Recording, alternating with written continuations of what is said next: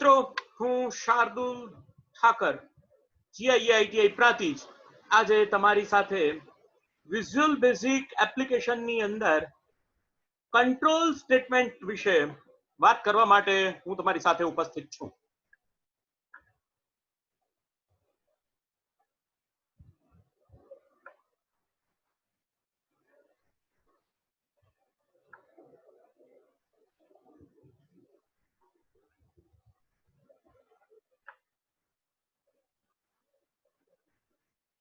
Visual basic એપ્લિકેશનની જો હું તમારી સાથે વાત કરું મિત્રો, તો કંટ્રોલ સ્ટેટમેન્ટ્સ એટલે એવા સ્ટેટમેન્ટ્સનો સમૂહ છે કે જે તમારા પ્રોગ્રામના કંટ્રોલને, એટલે કે તમારા પ્રોગ્રામના વિધાનોનો જે અમલ થાય છે તે વિધાનોના અમલની હાયરાર્કીને નક્કી કરે છે.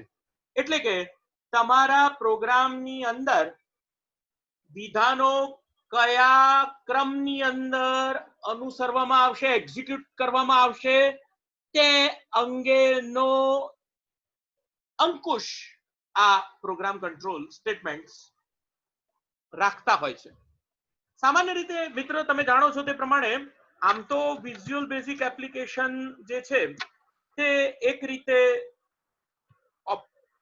ઓબ્જેક્ટ ઓરિએન્ટેડ પ્રોગ્રામિંગ સિસ્ટમ અથવા ઓબ્જેક્ટ ઓરિએન્ટેડ પ્રોગ્રામિંગ લેંગ્વેજ છે, ઓપ્સ છે, પ્રોગ્રામિંગ સિસ્ટમ છે, પરંતુ તેની અંદર વિઝ્યુઅલ બેઝિક નો ઉપયોગ થાય છે અને વિઝ્યુઅલ બેઝિક પોતે પણ એક ઓબ્જેક્ટ ઓરિએન્ટેડ પ્રોગ્રામિંગ સિસ્ટમ છે.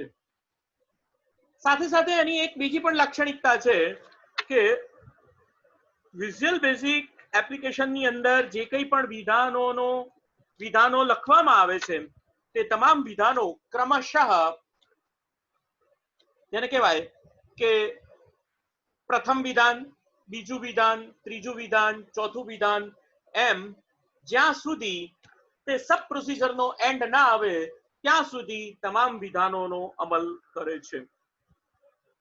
પરંતુ તમારા પ્રોગ્રામના કંટ્રોલને તમારે આ સામાન્ય સંજોગોમાં કરવામાં આવતા વિધાનોના અમલથી કંઈક જુદી રીતે તમારા પ્રોગ્રામના કંટ્રોલને તમારે લઈ જવો હોય તો વિબી આવા ફરીથી 4 વિધાનોનો તમને સપોર્ટ આપે છે, જેમાં એક વિધાન છે ગો ટુ, બીજા 3 વિધાનો જે છે તેને એ ખૂબ જ પાવરફુલ બહુ પાવરફુલ સ્ટેટમેન્ટ્સ છે, બહુ પાવરફુલ સ્ટેટમેન્ટ છે, જેમાં એક વિધાન છે ફોર સ્ટેટમેન્ટ, બીજું વિધાન છે વેન્ડ અથવા વાઇલ વેન્ડ સ્ટેટમેન્ટ,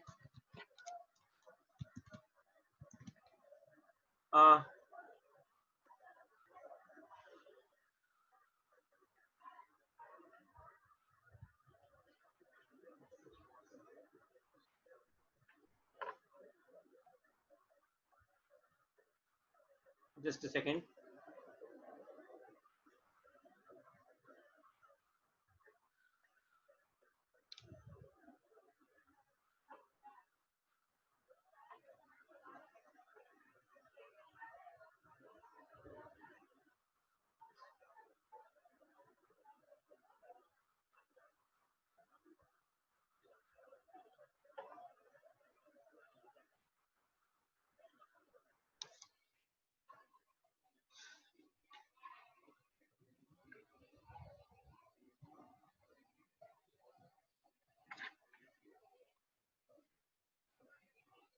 આ 3 વિધાનો જે છે એ વિઝ્યુઅલ બેઝિક એપ્લિકેશનની અંદર તમને સપોર્ટ આપવામાં આવે છે, જેમાં આ પહેલું વિધાન છે ફોર નેક્સ્ટ લૂપ અથવા ફોર સ્ટેટમેન્ટ, બીજું જે વિધાન છે તે વાઇલ લૂપ અને ત્રીજું જે વિધાન છે એને ડુ અન્ટિલ એમ કહેવામાં આવે છે, ડુ અન્ટિલ સ્ટેટમેન્ટ કહેવામાં આવે છે. બરાબર, જરા આને સમજવા માટે પ્રયત્ન કરીએ.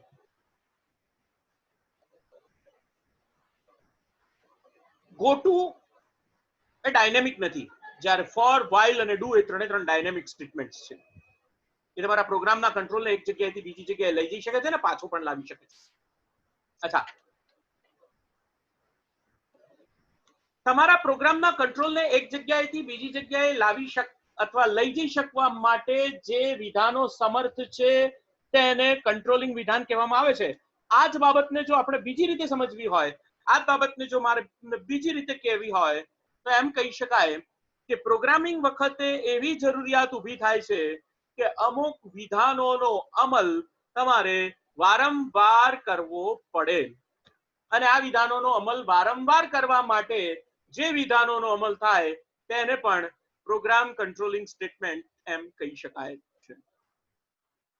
તો અહીંયા મને ખબર છે કે અમુક વિધાનોનો અમલ મારે જો કોઈ વિધાનોનો અમલ આ ત્રણે ત્રણ લૂપ્સની લાક્ષણિકતાને પહેલા સમજવાનો પ્રયત્ન કરીએ. ગોટુ વિધાન બહુ સરળ છે, એને આપણે પછી લઈએ છીએ, પણ ગોટુ વિધાન બહુ સરળ છે, પણ આ ત્રણ જે અને આ જે ત્રણ સ્ટેટમેન્ટ છે ને એને લૂપિંગ સ્ટ્રક્ચર એમ કહેવામાં આવે છે. ફરીથી આ શબ્દ તમારો પીછો નહીં છોડે. સ્ટ્રક્ચર એટલે માળખું. આ સ્ટ્રક્ચર શબ્દ પીછો નહીં છોડે. સ્ટ્રક્ચર એટલે માળખું હોય ત્યાં શરૂઆત હોય અને અંત હોય, અને એની અંદર વચ્ચે વિધાનોનો સમૂહ હોય, એને માળખું કહેવાય. તો અહીંયા આ ત્રણ જે વિધાનો જે છે એ માળખાગત રીતે આ ત્રણ જે વિધાનો જે છે તે માળખાગત રીતે તમને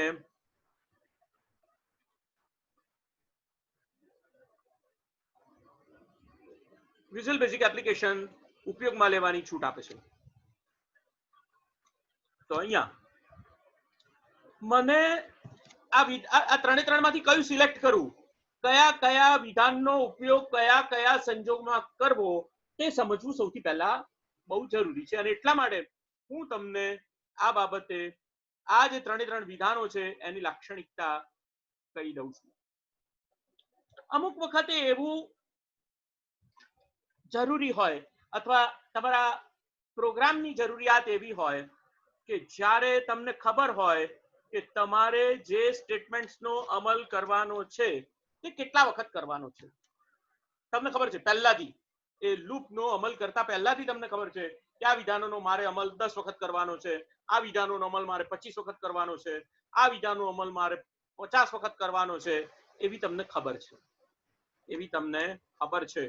ત્યારે આ વિધાન અથવા આવી પરિસ્થિતિની, આવી પ્રોગ્રામિંગની સિચ્યુએશનને પહોંચી વળવા માટે આ ફોર લૂપનો ઉપયોગ થાય છે. અને એટલા માટે આ ફોર લૂપ જે છે તે ડેફિનેટ લૂપિંગ સ્ટ્રક્ચર છે. આ જે ફોર લૂપ જે છે ડેફિનેટ લૂપિંગ સ્ટ્રક્ચર છે. while જે છે ઇનડેફિનેટ લૂપિંગ સ્ટ્રક્ચર છે. while કેવું લૂપિંગ સ્ટ્રક્ચર છે? ઇનડેફિનેટ. મને ખબર છે કે આ વિધાનોનો અમલ નિશ્ચિત નથી કેટલા વખત કરવાનો છે, તે નિશ્ચિત નથી. ત્યારે મારે આ while લૂપનો ઉપયોગ કરવો પડશે. અને આ જે છેલ્લી લૂપ છે ડુ અનટિલ લૂપ જે છે એ વન્સ ડેફિનેટ લૂપિંગ સ્ટ્રક્ચર છે. વન્સ ડેફિનેટ લૂપિંગ સ્ટ્રક્ચર છે. એટલે તમે જો ડુ અનટિલ લૂપનો ઉપયોગ કરો તો એ લૂપનો અમલ એક વખત તો થાય જ. એવું ક્યારે ના બને કે ડુ અનટિલ લૂપનો અમલ એક પણ વખત ના થાય. આ બંને લૂપ્સ એવી છે કે એવું બને કે એનો અમલ એક પણ વખત ના થાય, નહીં એવું બને. It may B possible. પણ ડુ અનટિલ લૂપનો અમલ એક વખત તો, ડુ અનટિલ લૂપનું એક્ઝિક્યુશન એક વખત તો થાય, છૂટકું જ નથી. કારણ કે એમાં પહેલા ક્રિયા કરવામાં આવે છે અને ત્યાર પછી ચેક કરવામાં આવે છે કે મારે આ લૂપ કેટલા વખત અમલમાં લાવવાની છે. અહીંયા ડેફિનેટ લૂપિંગ સ્ટ્રક્ચર છે, while લૂપિંગ સ્ટ્રક્ચર છે અને ડુ અનટિલ લૂપિંગ સ્ટ્રક્ચર છે. સારું. અને અહીંયા ગોટુ વિધાન છે, ગોટુ સ્ટેટમેન્ટ છે. ગોટુ સ્ટેટમેન્ટ જે છે એ તમે કોઈ એક લેબલ આપી શકો અને એ લેબલ ઉપર તમારા પ્રોગ્રામના કંટ્રોલને પહોંચાડી શકો. એટલું આ જે સ્ટ્રક્ચર છે તે કરી શકે છે. તો તમને અહીંયા આ જે વિઝ્યુઅલ બેઝિક એપ્લિકેશનની બુક છે એની અંદર ગો ટુ સ્ટેટમેન્ટની સિન્ટેક્સ અને એનું એક્ઝામ્પલ તમને બતાવવામાં આવ્યું છે. લેબલ તમારે આપવું પડે. ગો ટુ વિધાનનો અમલ કરાવવા માટે તમારે એને શું બતાવવું પડે? લેબલ. તો જો અહીંયા રોંગ નેમ નામનું લેબલ અહીંયા બતાવવામાં આવેલું છે. તમે આ જે તમારી સ્ક્રીન છે એની અંદર જોઈ શકો છો. Wrong name label. આપણે કોઈને એમ કહીએ ને કે જા પેલા થાંભલા સુધી જઈ આય, પેલા થાંભલા સુધી જઈ આય એવું કહીએ તો એ થાંભલો શું છે? એ લેબલ છે કે ભાઈ ક્યાં સુધી તારે જવાનું છે, ક્યાં સુધી જવાનું છે, પેલા થાંભલા સુધી તારે પહોંચવાનું છે. તો આ લેબલ તમારે અહીંયા બનાવવું હોય તો તમારે તમારી સબ પ્રોસીજરની અંદર લેબલ બનાવવું પડે. એ લેબલની અંદર વિધાનો, એક જ વિધાન લખી શકાય, બહુ વિધાન ના લખી શકાય. એટલે આ જે લૂપ છે એ મર્યાદિત સ્ટેટમેન્ટ છે, એટલે આપણે એને બહુ ઉપયોગમાં લાવીશું નહીં. સારા પ્રોગ્રામિંગની આ એ લાક્ષણિકતા પણ છે કે એમાં ઓછામાં ઓછા ગોટુના વિધાનોનો ઉપયોગ થાય. ઓછામાં ઓછા ગોટુ વિધાનોનો ઉપયોગ થાય એ સારા પ્રોગ્રામિંગ લેંગ્વેજની લાક્ષણિકતા છે. એટલે બને ત્યાં સુધી ગોટુ વિધાનનો અમલ આપણે બધા કરવાનું ટાળીશું. એની જગ્યાએ પ્રોસીજર લખવાની અથવા તો ફંક્શન લખવાની ટેવ પાડીશું કે જેનાથી આપણે આપણા પ્રોગ્રામને અથવા આપણા જે કંઈ પણ આપણે પ્રોગ્રામિંગ કરીએ છીએ એને વધારે ડાયનામિક બનાવી શકીએ. આગળ વાત કરીએ. હું તમને આજે વાત કરવા જવાનો છું ફોર લૂપની. ફોર લૂપની બધી જ લૂપો વિશે મારે વાત કરવી છે તમારી સાથે. પણ જે ફોર લૂપ જે છે એ મોસ્ટ પાવરફુલ લૂપ છે. વાઇલ પણ એટલી પાવરફુલ છે અને ડુ અન્ટિલ પણ એટલી પાવરફુલ લૂપ છે. પણ ફોર લૂપ સમજવામાં સૌથી વધારે સરળ છે. ફોર લૂપ સમજવામાં સૌથી વધારે સરળ છે. મને આ જ્યારે હું ફોર લૂપ ભણાવતો ત્યારે મને બહુ આનંદ થાય કે હું તમને એક એક્ઝામ્પલ દ્વારા આની સમજણ આપું. એક વ્યક્તિ હતો. એને શંકર ભગવાનનું તપ કર્યું. બહુ સરસ મજાનું તપ કર્યું શંકર ભગવાનનું. અને શંકર ભગવાન પસંદ થઈ ગયા એના ઉપર અને એને વરદાન માંગવાનું કીધું. એટલે એને વરદાનમાં એવું માંગ્યું કે ભગવાન મને એક નોકર આપો. હવે ભાઈ નોકર આપો એટલે ભગવાન કે મારે તો નોકર ક્યાંથી લાવો? મારી પાસે તો ઘણા બધા ભૂતો છે, એમાંથી તને એક ભૂત આપું. તું કહેતો હોય તો આપું. એ ભૂત તારું બધું જ કામ કરી આપશે. તારું બધું જ કામ તને કરી આપશે. પણ શરત એટલી કે આ ભૂતને નવરું નહીં પડવા દેવાનું. આ ભૂતને તારે નવરું પડવા દેવાનું નહીં, નહીંતર એ તને મારી નાખશે. પેલો વ્યક્તિ કે સારું ભગવાન ચલો મને આપી દો. એટલે ભૂતનો કંટ્રોલ ભગવાને આ વ્યક્તિના હાથમાં મૂક્યો. ભાઈ આ ભાઈ તો સવારે ઉઠ્યા તરત જ ભૂત હાજર થઈ ગયું. બોલો શું કરું તમારા માટે? નહીં તમને ખાઈ જવું, તમારો નાશ કરી નાખીશું. સારું. પેલો ભાઈ કે સારું કઈ વાંધો નહીં, ચાલ સૌથી પહેલા હું ઉઠ્યો છું અત્યારે હાલ, તરત મને બ્રશ કરાવી દે, મને નવડાઈ ધોવડાવી દે. ભૂત તો તરત જ પેલું જીન ના જેવું તરત જ બધું કામ કરી નાખે. એક મિનિટ ચપટી વગાડે ના કામ થઈ જાય, ચપટી વગાડે ના કામ થઈ જાય. ભૂત નવરું પાછું ભૂત. એટલે પેલાને કે પેલું તો કંટાળી ગયો, ભગવાન આ તો બહુ ઉપાધિ વાળું કામ છે, આ તો મારું તરત મારી પાસે આવી ઊભું થઈ જાય છે, શું કરવાનું મારે? એટલે એને કોઈ ડાયા માણસની સલાહ લીધી. એટલે ડાયા માણસે શું કર્યું? ભૂતને કીધું ચાલ એક મોટો થાંભલો બનાય. એટલે ભૂતે કીધું તરત 50 ફૂટ 60 ફૂટ ઊંચો થાંભલો. તરત જ પેલા એ કીધું કે ચાલ આ ભૂતને તું એવો કમાન્ડ આપ કે જ્યાં સુધી સાંજ ના પડે, સૂર્ય ના હાથમે, ત્યાં સુધી આ થાંભલાથી ઉપર નીચે કર. એ તો હવે 1 મિનિટમાં કેવી રીતે થઈ શકે? તમે કોઈ એમ કહો કે ભાઈ રોટલી બનાવી દો, તો રોટલી તો બની જાય ફટાક લઈને. 50 રોટલી બની જાય, 100 રોટલી બની જાય, 500 રોટલી બની જાય. પણ થાંભલા ઉપર નીચે, ઉપરથી ઉપર ચડવાનું થાંભલા ઉપર અને 50 ફૂટ નીચે ઉતરવાનું. ભૂત થાકી ગયું ભાઈ, ભૂત થાકી ગયું. ભૂત કે મને છોડી દો, તમે મને રવા દો. તો આ લૂપનું બહુ સરસ ઉદાહરણ છે. શું આ લૂપ એટલે શું? કોઈ એક ક્રિયા વારંવાર એવી રીતે કરવામાં આવે કે અને કોમ્પ્યુટરની એ મહત્વની લાક્ષણિકતા છે કે કોમ્પ્યુટર ક્યારે થાકતું નથી, કંટાળતું નથી. એને એકનું એક કામ વારંવાર કરવામાં ક્યારે કોઈ પણ પ્રકારનો પ્રોબ્લેમ થતો નથી. એ આ કોમ્પ્યુટરની લાક્ષણિકતા છે. અને એટલા માટે આ કોઈ પણ ભાષા જ્યારે ઉપયોગમાં લેવામાં આવતી હોય ત્યારે એની અંદર આ જે કંટ્રોલ સ્ટેટમેન્ટ છે આટલા પાવરફુલ હોવા જોઈએ.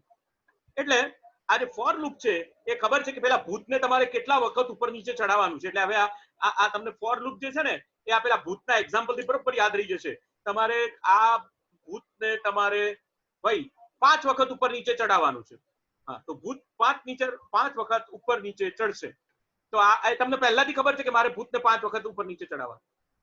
બીજું, ભૂતને મારે સાંજ ના પડે ત્યાં સુધી, એટલે do until evening. Do until evening. મારે આ ભૂતને ક્યાં સુધી ઉપર નીચે ચડાવવાનું છે? સાંજ સુધી. અન્ટિલ, જ્યાં સુધી સાંજ પડે નહીં ત્યાં સુધી. એટલે ડુ અન્ટિલ લૂપ નો ઉપયોગ થશે. અને વાઇલ લૂપ નો ઉપયોગ. વાઇલ લૂપ નો ઉપયોગ કેવી રીતે કરી શકાય? જ્યાં સુધી પ્રકાશ છે ત્યાં સુધી ઉપર નીચે કર. જ્યાં સુધી રાત્રિ છે ત્યાં સુધી ઉપર નીચે કર. એટલે રાત્રિ પડે ત્યાં સુધી ઉપર નીચે કરવાનું. એટલે વાઇલ શબ્દનો અર્થ આવી રીતે થાય. તો આ ત્રણે ત્રણ લૂપનો ઉપયોગ ક્યારે કરવો તેની સરળતા ખાતર મેં તમને આ નાનકડું એક્ઝામ્પલ આપ્યું. અને જ્ઞાન સાથે ગમત હોવી જોઈએ, એટલે એ તો થોડુંક જરા માઇન્ડ તો ફ્રેશ રહેવું જોઈએ. તો આ ફોર લૂપ જે છે એની સિન્ટેક્સ હું તમને અહીંયા બતાવું છું. અચ્છા, એના પહેલા તમને એક બીજી એક વાત કરી દઉં કે આ જે કંટ્રોલ સ્ટેટમેન્ટ છે, કોઈ પણ કંટ્રોલ સ્ટેટમેન્ટ છે એ આવી રીતે અમલમાં આવશે. તો સૌથી પહેલા કંટ્રોલ સ્ટેટમેન્ટ લખેલું હશે. કંટ્રોલ સ્ટેટમેન્ટનું નામ, એટલે આપણે સિન્ટેક્સ થી શરૂઆત કરીએ તો ફોર થી શરૂઆત. અચ્છા, તમને એ રીતે સમજાવી દઉં. Control statement.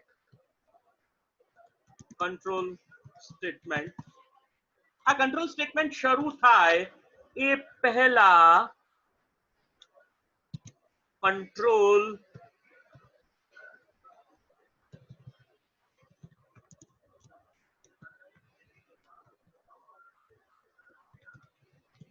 Initialization, control statement અને એન્ડ ઓફ કંટ્રોલ સ્ટેટમેન્ટ, આ રીતે દરેક કંટ્રોલ સ્ટેટમેન્ટ લખાયેલું હશે. હવે બરોબર ધ્યાન આપો. આ જે કંટ્રોલ સ્ટેટમેન્ટ અને એન્ડ કંટ્રોલ સ્ટેટમેન્ટ વચ્ચે લખાયેલા જે વિધાનો છે, ઉદાહરણ તરીકે statement 1, statement 2, statement 3 and statement n. Statement 1, here we have to write 2, here we have to write 3, here we have to write n, not 4, n. અને અહીંયા કોઈ જગ્યાએ ઇન્ક્રીમેન્ટ ઓર ડિક્રીમેન્ટ આપેલું હશે. અહીંયા કોઈ જગ્યાએ ઇન્ક્રીમેન્ટ અથવા ડિક્રીમેન્ટ હોવું જોઈએ. આને જરા નાનું કરી દઈએ તો તમને વધારે સરળતાથી તમે એને જોઈ શકશો, વિઝ્યુઅલાઇઝ કરી શકશો. તો અહીંયા કંટ્રોલ ઇનિશિયલાઇઝેશન, કંટ્રોલ સ્ટેટમેન્ટ એટલે અહીંયા કોઈ પણ સ્ટેટમેન્ટ લખેલું હશે, કાં તો ફોર લખેલું હશે, કાં તો વાઇલ લખેલું હશે, કાં તો ડુ લખેલું હશે. અને અહીંયા આ દરેક માટે આ ફોર, વાઇલ અને ડુ માટે એન્ડ લખેલું હશે. આ ઇન્ક્રીમેન્ટ અને ડિક્રીમેન્ટ કાં તો જાતે થતું હશે ને કાં તો તમારે કરવું પડશે. અને એ જ રીતે કંટ્રોલ ઇનિશિયલાઇઝેશન પણ કાં તો જાતે થતું હશે અને કાં તો તમારે કરવું પડશે. કાં તો મેન્યુઅલી કરવું પડે, એટલે કે તમારે જાતે વિધાન લખવું પડે, તમારે ગોઠવણી કરવી પડે, અને કાં તો એ વીબીએ પોતાની જાતે કરી આપતું હશે. એટલે હવે હું તમને ખબર પડી ગઈ હશે કે આ કંટ્રોલ સ્ટેટમેન્ટ અને એન્ડ કંટ્રોલ સ્ટેટમેન્ટની વચ્ચે લખેલા વિધાનોનો અમલ અમુક વખત કરવામાં આવે છે, અમુક વખત નથી કરવામાં આવતો. બહારથી ખબર હોય કે મારે આટલા વખત આ વિધાનોનો અમલ કરવાનો છે તો મારે ફોર સ્ટેટમેન્ટ ઉપયોગમાં લેવું પડે. ખબર ના હોય વાઇલ સ્ટેટમેન્ટ ઉપયોગમાં લાવવું પડે. અને જ્યાં સુધી આમ ચાલે ત્યાં સુધી કરવાનું છે તો એ સંજોગોમાં મારે ડુ વાઇલ સ્ટેટમેન્ટ અમલમાં લાવવું પડશે. તો હું તમને અહીંયા ફોર વિધાનની સિન્ટેક્સ સમજાવવા જઈ રહ્યો છું. સૌથી પહેલા તમારે ફોર એક કીવર્ડ છે એટલે પહેલા ફોર લખવું જ પડે, ચાલે જ નહીં. ફોર એક કીવર્ડ છે તો પહેલા હું ફોર વિધાન લખીશ. પછી વેરિયેબલ અથવા ફોર લૂપ જેના આધારે ચાલે છે તે કાઉન્ટરનું નામ, અને કાઉન્ટર કહેવામાં આવશે, એ કાઉન્ટરનું નામ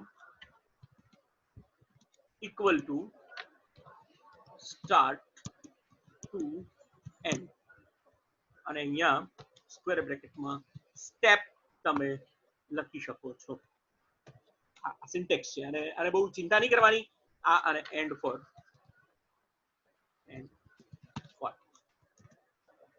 સોરી એન્ડ ફોર નથી લખાતું, આની અંદર લખાય છે નેક્સ્ટ, ફોર નેક્સ્ટ લૂપ કહેવામાં આવે છે આને. આમ જોવા જઈએ તો ફોર શબ્દ તો દરેક ઘણી બધી લેંગ્વેજમાં વપરાય છે. તમે ફોરટ્રાન જો ભણ્યા હો તો એની અંદર ફોર નેક્સ્ટ આવે છે. જો તમે બેઝિક ભણ્યા હો, બેઝિક ની અંદર બહુ પહેલા beginners all purpose symbolic instruction code નામની એક લેંગ્વેજ આવતી હતી. બેઝિક બહુ સિમ્પલ લેંગ્વેજ હતી, બહુ પહેલા શરૂઆતમાં આવતી હતી. કોબોલ આવતી હતી, કોમન બિઝનેસ ઓરિએન્ટેડ લેંગ્વેજ. ફોરટ્રાન આવતી હતી, સી આવતી હતી, સી પ્લસ પ્લસ આવતી હતી. આ બધી જો લેંગ્વેજ ભણ્યા હો તો એની અંદર આ બધા લૂપિંગ સ્ટ્રક્ચર હતા. પણ એની અંદર, અને અત્યારે પણ આ બધા લૂપિંગ સ્ટ્રક્ચર છે, ભલે ને ગમે એટલું ઉપ્સ તમે લઈ આવો, પણ આ બધા બેઝિક સ્ટેટમેન્ટ વગર એનું કામ ચાલવાનું, કોઈ પણ લેંગ્વેજનું કામ આ બધા બેઝિક સ્ટેટમેન્ટ વગર ચાલવાનું નથી. એટલે આ બધા બેઝિક, અને તમે જાણો જ છો કે આ બધા બેઝિક સ્ટેટમેન્ટ તમે જાવામાં પણ ભણ્યા છે. આ બધા જ બેઝિક સ્ટેટમેન્ટ તમે જાવાસ્ક્રિપ્ટ ની અંદર પણ ભણ્યા છે. તમે આ બધા સ્ટેટમેન્ટ VBA માં પણ ફરી જવાનું છે, એટલે કઈ વાંધો નહીં. પણ અહીંયા આગળ નેક્સ્ટ શબ્દનો, એટલે સિન્ટેક્સ ની અંદર અમુક શબ્દો બદલાય, બાકી એનો ભાવાર્થ તો એનો એ જ હોય, અને કોઈ દિવસ બદલાય નહીં. એટલે ફોર સ્ટેટમેન્ટ તમારે અહીંયા લખવું પડે, ફોર કાઉન્ટર ટુ એન્ડ, અને અહીંયા આગળ તમારે વિધાન લખવું પડે સ્ટેટમેન્ટ 1, સ્ટેટમેન્ટ 2, સ્ટેટમેન્ટ 3 અને સ્ટેટમેન્ટ એન્ડ 1, 2, 3 એન્ડ એન્ડ. અહીંયા તમે નેક્સ્ટ પછી કાઉન્ટરનું નામ લખવું પડે. નેક્સ્ટ પછી કાઉન્ટરનું નામ લખવું પડે. તો સ્ટેટમેન્ટ 1, 2, 3 એન્ડ, એટલે ફોર કાઉન્ટરની કિંમત, કઈ શરૂઆતની કિંમત, 2 થી એન્ડ સુધી, અંત સુધી, અને કાઉન્ટર નેક્સ્ટ, કેટલા કાઉન્ટર નેક્સ્ટ આગળ કેટલા જવાનું, સ્ટેપ જેટલા નેક્સ્ટ કાઉન્ટર્સ જવાનું, સ્ટેપ જેટલા નેક્સ્ટ કાઉન્ટર્સ જવાનું, અને એટલા વખત આ વિધાનનો અમલ થશે. જો અહીંયા મારે તમને એક્ઝામ્પલ બતાવવું હોય તો આ રીતે બતાવી શકાય. અહીંયા ફોર આ રીતે લખેલું હોય, for i equal to 1 to 10, for i equal to 1 to 10, અને અહીંયા નેક્સ્ટ i આવું લખવું પડે, અને અહીંયા એમ લખવું પડે msg box. ચલો ઓકે. આને આપણે VBA ની અંદર જ લખીએ. ચલો હું અહીંયાથી એક્સેલ ખોલું છું, અહીંયાથી એક્સેલ ખોલીને તમને એક્ઝિક્યુટ કરી દેતું બતાવું.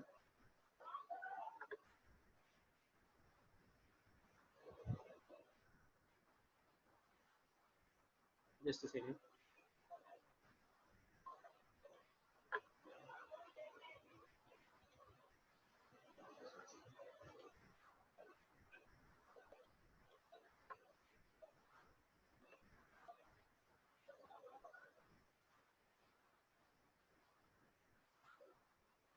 હું અત્યારે એક્સેલમાં જતો રહ્યો છું. એક્સેલની અંદર ઓલ્ટર F11 કરીએ, તો તમને પ્રોગ્રામિંગ મળશે, અથવા તો VBA તમને મેક્રો લખવા માટેની સ્પેસ આપશે. હું શીટ 1 ની અંદર અત્યારે મેક્રો લખું છું, બહુ સિમ્પલ મેક્રો લખું છું. અહીંયા હું લખીશ સબ, અહીંયા સબ એક્ઝામ્પલ ફોર નામની હું લખું છું. એન્ડ સબ એણે લખી આપ્યું. અહીંયા હું એક વેરિયેબલ ડિક્લેર કરીશ. વેરિયેબલનું નામ છે dimension i as integer. બહુ સિમ્પલ વેરિયેબલ છે મારી પાસે. સોરી, અહીંયા ઇન્ટીજર, આ ઓટો કમ્પ્લીટ થતું હોય ને એમાં બરોબર ધ્યાન રાખીને કરવું પડે. as integer, ઇન્ટીજર ધ્યાન રાખવાનું, નહીતર લોચો પડી જાય. ઇન્ટિરિયર કરશો તો એ વેરિયેબલ ડિક્લેર જ નહીં. ઓકે, હવે અહીંયા મારે લખવું પડે four i equal to 1 to 10, અને અહીંયા આગળ નેક્સ્ટ આઈ એમ લખવું પડે અને ત્યાર પછી હું અહીંયા જો મેસેજ બોક્સ એમ લખીશ, મેસેજ બોક્સ અને ડબલ ઇન્વર્ટેડ કોમામાં લખી દઈશ.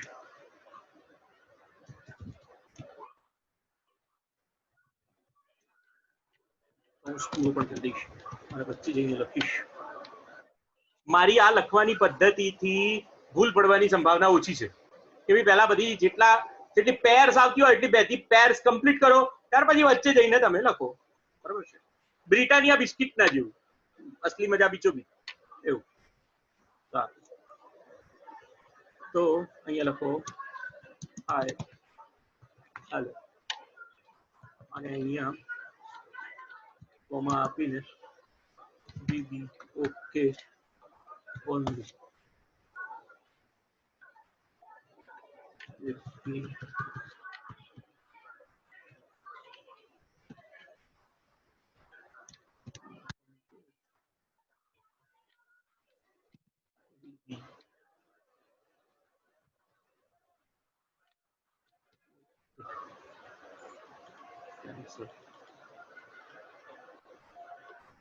મેસેજ બોક્સ ને કોઈ વેરિયેબલ માં લઈ જવું પડે,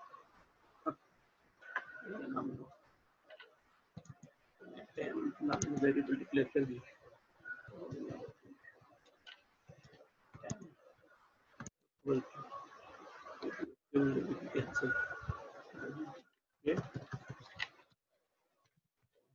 આ રીતે હું એક વિધાન લખીશ અને હવે આનો અમલ કરવાનું ચાલુ કરીશ. બરોબર, ધ્યાન આપજો. અહીંયા વોચ વિન્ડો છે. વોચ વિન્ડોની અંદર હું તમને બતાવીશ કે એક્સપ્રેશન કોના માટેનું, આઈ માટેનું એક્સપ્રેશન એડ કરીને બતાવીશ, આઈ માટે, જેથી તમને વધારે ખ્યાલ આવે કે આ વિધાનનો અમલ જ્યારે જ્યારે થાય, આ ફોર લૂપનો અમલ જ્યારે જ્યારે થાય ત્યારે આ ફોર લૂપ કેવી રીતે બિહેવ કરે છે એનું બરોબર તમારે ધ્યાન આપવું પડે. ઓકે, અહીંયા આ વિધાનોને અમલ કરવા માટે સૌથી પહેલા આપણે એને સિમ્પલ અમલ કરીએ, સિમ્પલી એનો અમલ કરીએ.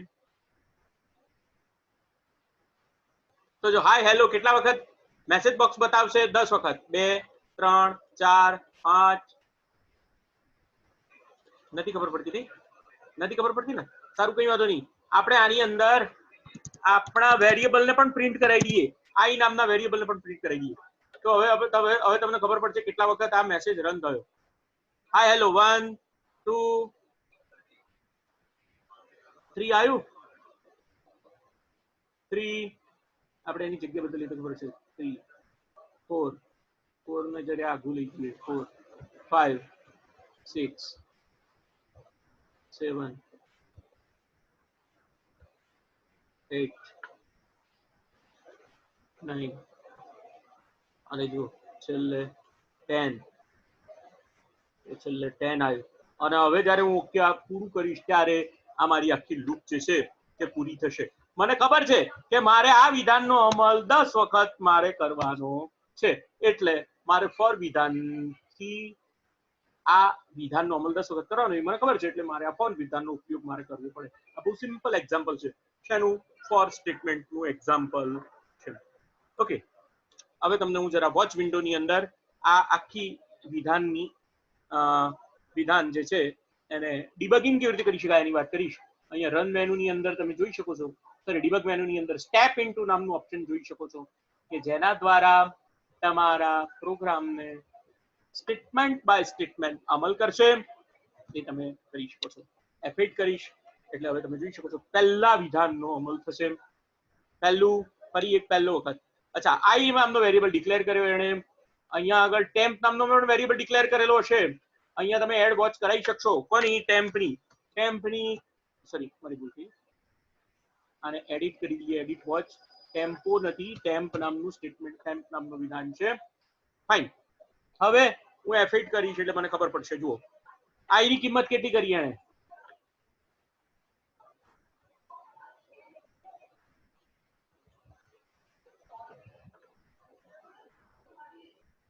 આઈ ની કિંમત 1 કરી, 1 એણે છાપી, એણે મેસેજ પ્રિન્ટ કર્યો. ઓકે ઉપર ક્લિક કરીશ. Expression not defined in counter. I નામનો વેરિયેબલ ફોર ની સાથે લૂપમાં છે એટલે અહીંયા તમને બતાવતો નથી, પણ મેં અહીંયા એક વખત પહેલો બીજો વખત નેક્સ્ટ આઈ ફરીથી 2 છાપ્યું, ફરી પાછું નેક્સ્ટ આઈ 3 વખત, ફરીથી તમને મેસેજ આપશે 3, ફરી પાછું નેક્સ્ટ આઈ, ફરી પાછું 4, નેક્સ્ટ આઈ 5, 4, 5, 6,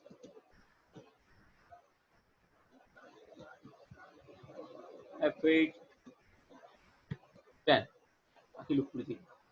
તો અહીંયા આગળ તમે જોઈ શકો છો તે પ્રમાણે આ લૂપ જે છે એનો અમલ 10 વખત, આ લૂપ એટલે કે આને લૂપ કહેવાય, આ સ્ટેટમેન્ટ થી શરૂ કરીને આ સ્ટેટમેન્ટ સુધી વિધાનનો અમલ 10 વખત. આપણે આગળ આની અંદર બહુ સિમ્પલ એક બહુ સરસ મજાનું એક્ઝામ્પલ લખી શકાય. ઉદાહરણ તરીકે ફોર લૂપ ની અંદર તમે જુઓ તો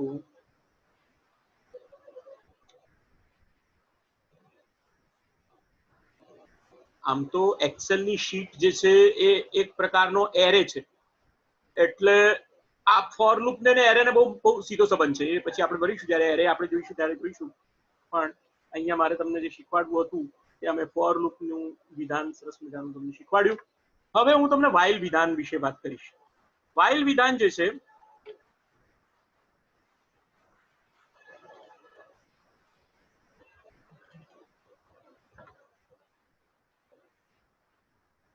વાઇલ વિધાન જે છે એ પણ આવી જ રીતે કામ કરે છે, પણ એની સિન્ટેક્સ જુદી છે, એની સિન્ટેક્સ જુદી રીતે લખાય છે વાઇલ વિધાન. એ હું તમને અહીંયા એક્ઝામ્પલ તરીકે બતાવું છું. વાઇલ વિધાન જે છે એને ડુ વાઇલ કહેવામાં આવે છે. Do while loop. પહેલા સ્ટેટમેન્ટ તો એમના એમ જ રહેશે, બરોબર, ધ્યાન આપજો. પહેલા ડુ લખવું પડે, પછી લખવું પડે વાઇલ, અને એને તમારે કન્ડિશન લખવી પડે, CONTITION કન્ડિશન લખવી પડે. ત્યારબાદ સ્ટેટમેન્ટ તો એના જ રહેશે, અમલ સ્ટેટમેન્ટ તો એના જ રહેશે, કારણ કે તમારે જેટલા સ્ટેટમેન્ટનો અમલ વચ્ચે કરાવવો હોય એટલા સ્ટેટમેન્ટ લખવા પડે. પણ અહીંયા આગળ શું લખવું પડે? તો કે અહીંયા આગળ તમારે લખવું પડે લૂપ નામનું સ્ટેટમેન્ટ લખવું પડે. ડુ વાઇલ લૂપ કહેવાશે. અને વચ્ચેથી જો તમારે કોઈ જગ્યાએથી આ લૂપ તોડીને બહાર નીકળી જવું હોય તેના માટે તમને અહીંયા ફેસિલિટી પૂરી પાડવામાં આવે છે, અને એ ફેસિલિટીનું નામ છે એક્ઝિટ ડુ. એક્ઝિટ ડુ આવી રીતે તમારે લખી શકાય, આવી રીતે તમે લખી શકો છો. એક્ઝિટ ડુ નામનું સ્ટેટમેન્ટ લખી શકો છો. જે ફોર થી આપણે ઉદાહરણ લખ્યું એ જ ઉદાહરણને આપણે જે ફોર થી આપણે ઉદાહરણ લખ્યું એ જ ઉદાહરણને આપણે અહીંયા આગળ એક્સેલ ની અંદર લખવા પ્રયત્ન કરીશું. અહીંયા હું એક્સેલ ની શીટને ફરીથી તમારી સામે ઓપન કરું છું. એક્સેલ ની શીટને તમારી સામે ફરી ઓપન કરું છું. તમને દેખાય છે એક વેરિયેબલ તો મૂકેલો જ છે. હવે અહીંયા આગળ મારે તમને એ સમજાવવું છે કે ફોર ની અંદર જેવી રીતે તમે અહીંયા હું ફોર પણ લખેલી રાખું છું, આ વિધાન લખેલું રાખું છું, પણ હવે આ બધા જે ફોર ની જે લૂપ છે એને હું કોમેન્ટ લાઈન તરીકે કરી દઉં છું. કોમેન્ટ લાઈન તરીકે મારે કરવી હોય તો સિંગલ કોટેશન માર્ક મૂકવું પડે, જેનાથી આ બધા વિધાનોનો અમલ હવે પછી થશે નહીં. આ રીતે પણ તમે કરી શકો. અને ઘણા બધા વિધાનોને જ્યારે તમારે કોમેન્ટ લાઈન બનાવવી હોય, ઘણા બધા વિધાનોને તમારે કોમેન્ટ લાઈન બનાવવી હોય ત્યારે તમે આવી રીતે પણ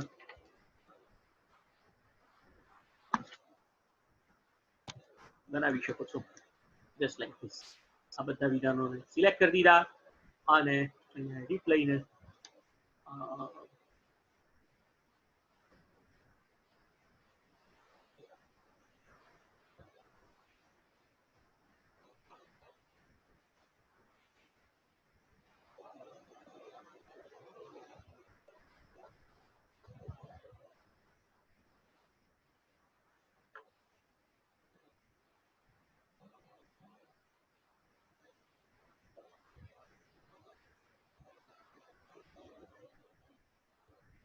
પછી આની અંદર આ ફેસિલિટીમાં નથી.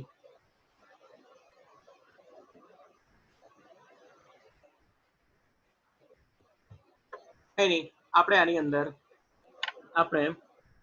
આની અંદર સિંગલ કોટેશન માર્ક મૂકી દઈશું.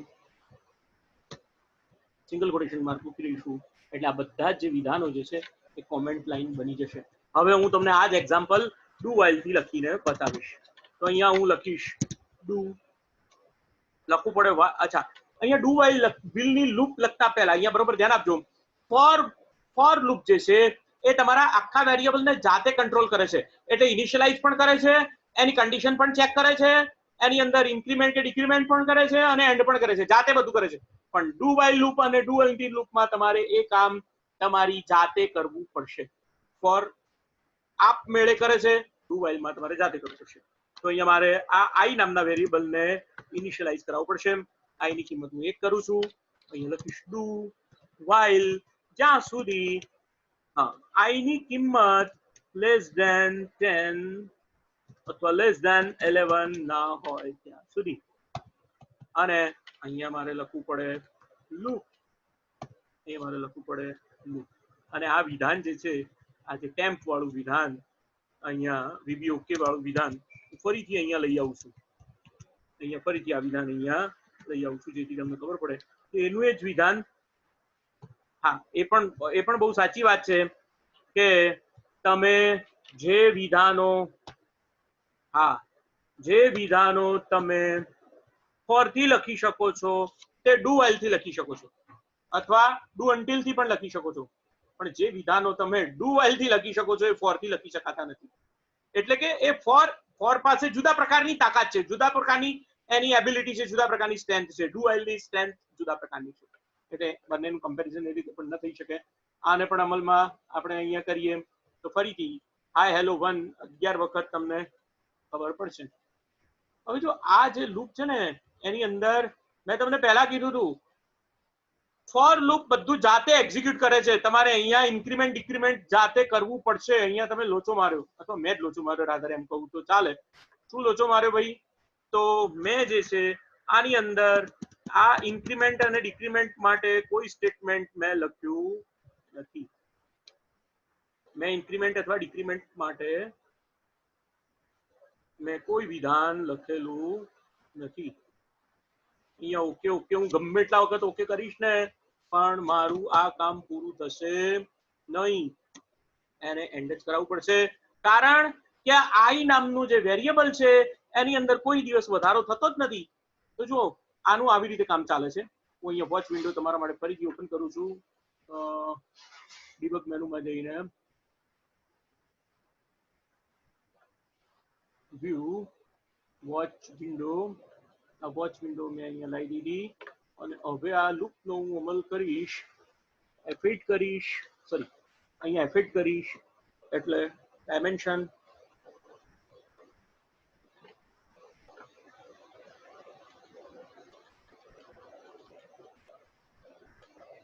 આઈ નામનું વેરિયેબલ અહીંયા જો એફેટ કરીશ એટલે આગળ ચાલશે. આઈ નામના વેરિયેબલની કિંમત 1 ની 1 જ આવે છે. જો ફરી પાછું લૂપમાં જતું રહેશે, એક જ. આઈ નામના વેરિયેબલની કિંમત કોઈ ખસતી જ નથી. અને એટલા માટે આવું થાય છે. એટલે મારે હંમેશા હવે આ લૂપને બહારથી કંટ્રોલ કરવી પડશે, મારી જાતે કંટ્રોલ કરવી પડશે. અને એટલા માટે મારે અહીંયા આગળ તમને એક બીજું પદ્ધતિ શીખવાડવી પડશે કે જે વેરિયેબલ ડુ વાઇલ ની સાથે વપરાવવામાં આવ્યો હોય તેનું ઇન્ક્રીમેન્ટ કરવું જરૂરી છે, અથવા વધારો કે ઘટાડો. ઇન્ક્રીમેન્ટ એટલે કાં તો વધારો કરો કાં તો ઘટાડો કરો. i = i+1 એમ લખવું જરૂરી છે. જો હું i+1 લખીશ એટલે i ની જૂની કિંમતમાં હંમેશા 1 નો વધારો થતો રહેશે. i ની કિંમતની અંદર 1 નો વધારો થતો રહેશે. અને એ રીતે તમને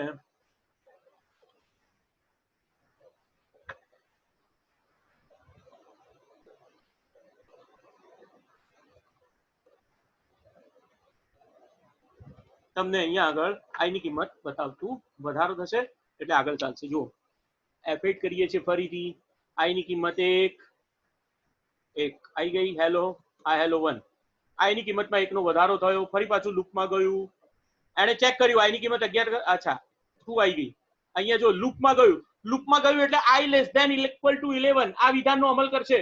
એટલે જાતે ચેક કરે છે કે i ની કિંમત 11 કરતા ઓછી છે. હા, જો હા મળે તો નીચેના વિધાનનો અમલ કરવાનો, બસ બીજું કંઈ છે નહીં આમાં. F8 કરો, i ની કિંમત 3 થઈ ગઈ. હવે i ની કિંમત તમે 3 જોઈ શકો છો. F8 કરો, હવે તમે મેસેજ બોક્સ જોઈ શકો છો, i ની કિંમત 4 થઈ ગઈ. અહીંયા ઓકે આપો, ફરી પાછું F8 કરો.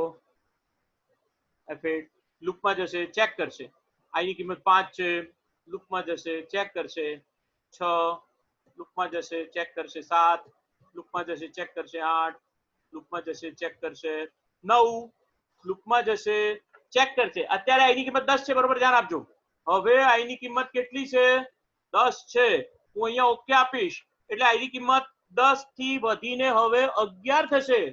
હવે 11 થશે અને હું ફરીથી F8 આપીશ એટલે ચેક કરશે શું i ની કિંમત 11 કરતા ઓછી છે.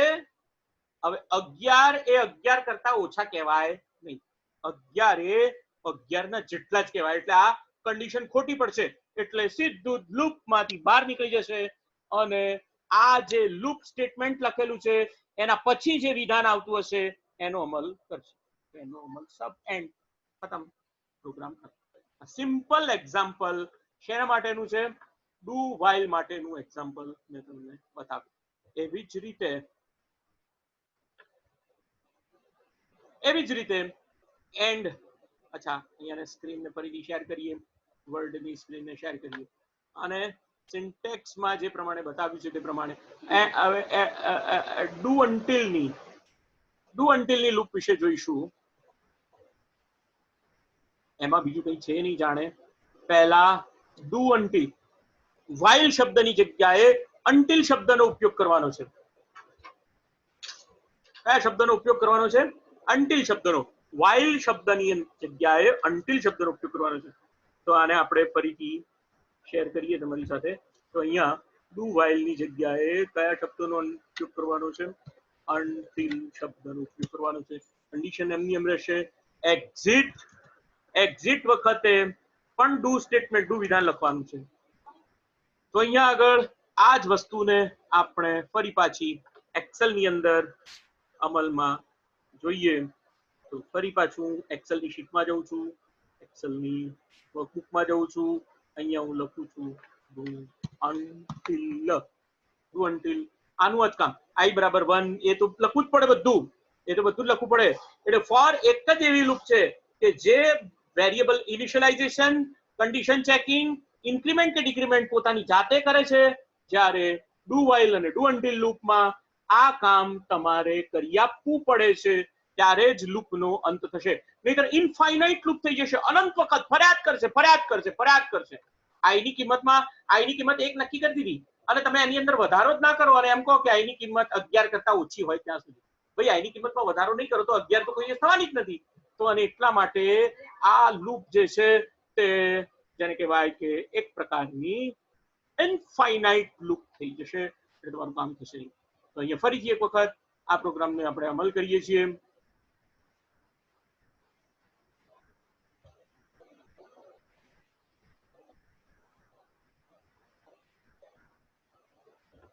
તમે F8 કરીને જોઈએ i ની કિંમત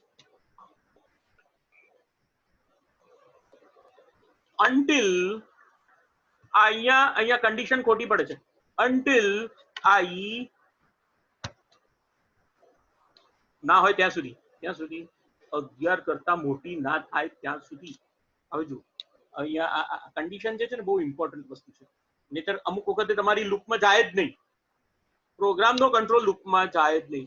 તો અહીંયા શું થયું ભાઈ? એક્સેલમાં i ની કિંમત 1 થઈ ગઈ, ફરી પાછું F8 કર્યું, i ની કિંમત આને 2 કરી, ઓકે, i ની કિંમત 3, ઓકે, i ની કિંમત 4, ઓકે,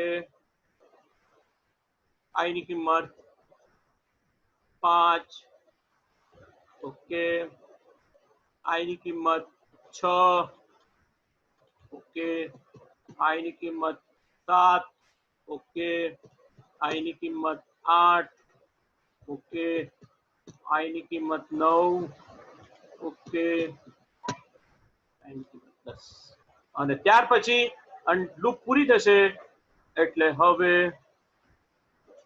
11, અને ત્યાર પછી આ લૂપ બહાર નીકળી જશે.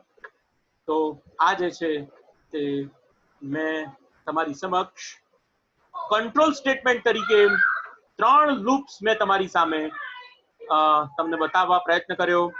એક પહેલી લૂપ જે છે તે ફોર લૂપ. ફોર લૂપ હંમેશા યાદ રાખો કે તમને ખબર હોય કે આ લૂપનો અમલ કેટલા વખત કરવાનો છે ત્યારે એને અમલમાં લાવવી જોઈએ. ડુ વાઇલ લૂપ, જ્યારે તમને ખબર હોય કે તમારે આ લૂપનો અમલ કેટલા વખત કરવાનો છે તમને ખબર જ નથી, એ સમયે તમારે એને અમલમાં લાવવી જોઈએ. અને ડુ અન્ટિલ લૂપ, એ પણ ઇનફાઇનાઇટ લૂપ છે, ઇનડેફિનેટ લૂપિંગ સ્ટ્રક્ચર છે, એટલે કે જ્યારે તમને ખબર ના હોય કે આ લૂપનો કેટલા વખત અમલ કરવાનો છે ત્યારે આ લૂપિંગ સ્ટ્રક્ચરને તમારે અમલમાં લાવવા જોઈએ.